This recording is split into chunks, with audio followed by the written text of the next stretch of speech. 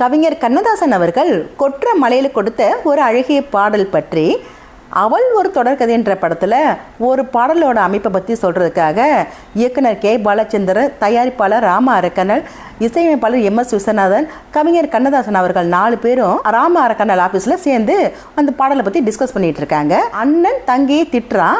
அந்த பாடல் குடும்ப உறவை சொல்லாமல் ஒரு சித்தர் பாடுறாப்புல இருக்கணும் அப்படின்னு சொன்னார்.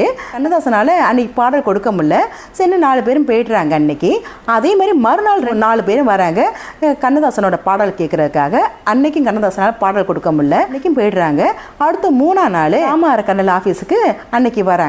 அன்னைக்கு பார்த்தா நல்ல மழை கொட்டிக்கிட்டு இருக்கு. இன்னைக்கும் கவிஞரால பாடல் கொடுக்க முடியல. கவிஞர் என்ன பண்றாரு, இசையமைப்பாளர்கிட்ட சொல்றாரு, என்னைய டியூன் போட்டிருக்க, மெலோடியா போட்டிருக்க, அண்ணன் தங்கியை திட்டுறான், அது வேற சித்தர் பாடுறாப்புல இருக்குன்னு சொல்றாரு, அது எப்படி நீ மெலோடியா சரியா வரும், டியூனை மாத்து அப்படின்னு சொல்றாரு கவிஞர் கண்ணதாசன்.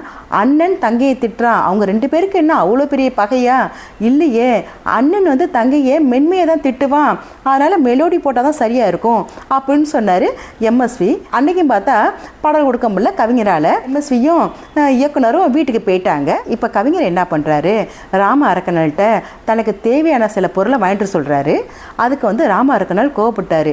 3 நாள் ஆயும் பாடல் கொடுக்க முடியல, உனக்கு இதெல்லாம் தேவைப்படுதா? மலைக்கு ஒதுங்கிறதுக்கு என்னோட ஆஃபீஸ் இருக்குன்னு சொல்லிட்டு சந்தோஷப்பட்டுட்டு போ அப்படின்னு சொன்னார் கோவமா.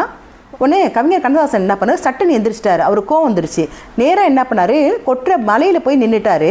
மலையில் போய் நின்றுட்டு இப்போ சொல்கிறாரு, மலைக்கு ஒதுங்கிறதுக்கு உன் ஆஃபீஸ் இல்லைன்னா என்ன, தெய்வம் தந்த வீடு தெரு இருக்குது அப்படின்னு சொல்லிட்டு இதையே இந்த பாட்டுக்கு பல்லவியாக வச்சுக்க, கூப்பிடு MSVயே அப்படின்னு சொல்கிறாரு.